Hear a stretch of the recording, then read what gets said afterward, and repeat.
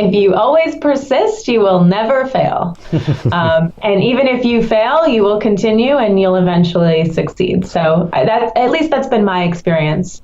Hello, everyone, and welcome into CrushTheStreet.com. I'm Kenneth Amaduri. And again, we're going to be discussing business entrepreneurship, developing yourself, and success. Really, that's what we're going to be discussing today. And I brought on the line Pia Silva. She's someone who helps people with their brand, develop their business, and she's providing solutions for this current economy.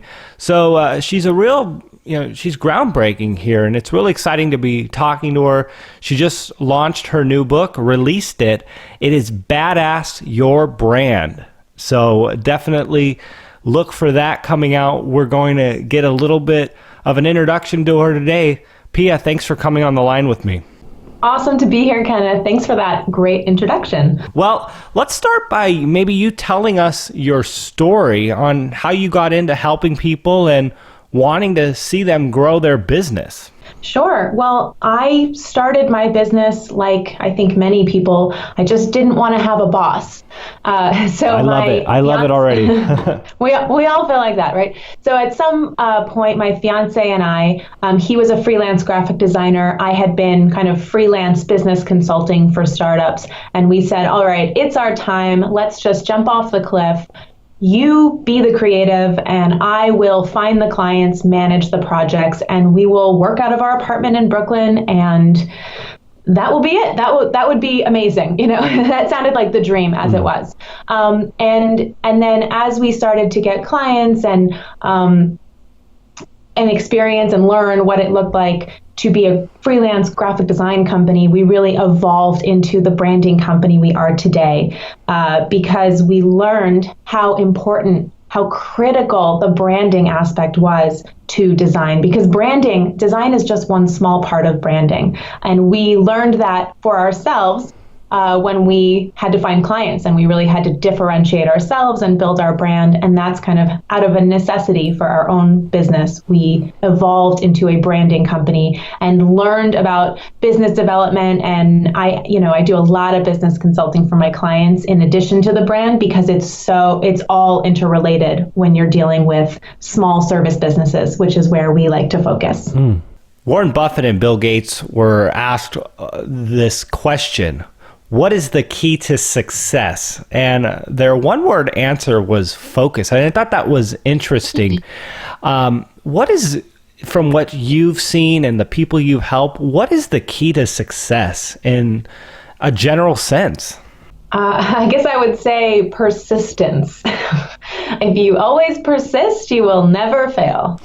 And even if you fail, you will continue and you'll eventually succeed. So at least that's been my experience. Sure. Persistence, trying things, looking at failure as part of the process of learning. So then why do people fail in business? Is it the opposite of that? They stop?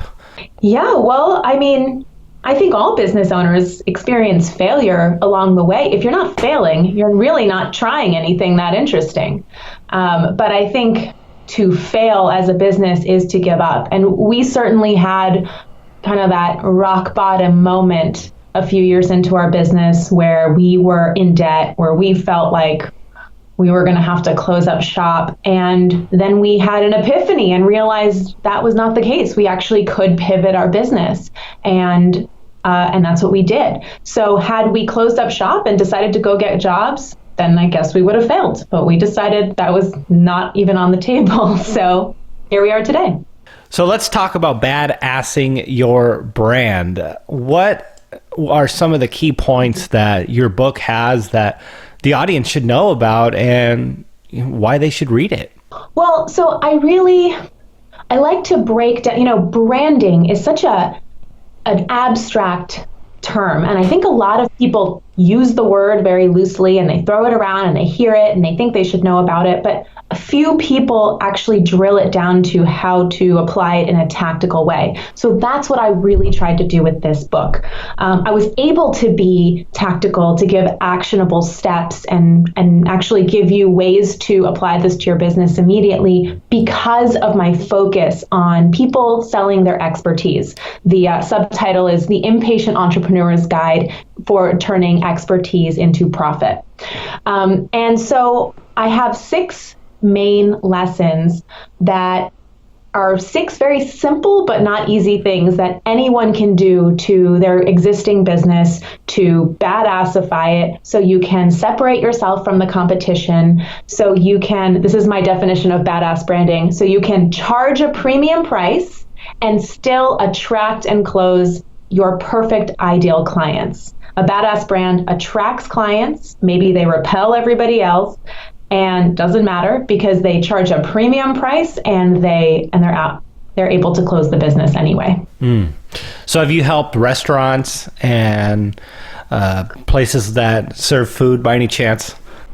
You know, in another lifetime, before we pivoted and really focused and narrowed, we did work with food in different ways, but now we really enjoy the focus of these small service businesses because, and actually this is to Warren Buffett's point, focus for me is one of the keys of badass branding. Since we've narrowed our focus and only decided to say yes to small service businesses, we've been able to rise to expert much faster than if we were working with products here and food there and corporate there, because we've really been able to hone our process specifically for this niche. And I've done enough of these projects now where I know what works and what doesn't. Wow. Well, are there any practical tips that you can share with entrepreneurs, people that offer services, to help people in their businesses and to really put people in the right frame of mind to focus and to believe in themselves so they can achieve the goals that they want to achieve? Yeah, absolutely. So one of the first things that I usually ask my clients about when I'm looking for where they should focus, you want to focus your offerings, you want to focus who you work with and how you work with them, your process and all of that, but you don't want to just focus it randomly, and you don't want to pull something out of the sky. You want to look at your previous experiences, your previous clients, and figure out what was your favorite thing about that client or this client. What did you like about the project? What did you like about the person? I really encourage clients to find the thing that motivates them and find the way that they work and the kinds of projects they work on that they're able to deliver their best stuff. Because the way that you elevate yourself to expert, the way that you position yourself in the market so that people want to pay you more and want to pay you more than the competition and still want to hire you, is by getting really, really narrow on the thing that you love to do, because people can feel that, and you have more excitement and you believe in your value, and you need to believe in the value of what you charge in order to charge a premium price. So that's one huge piece.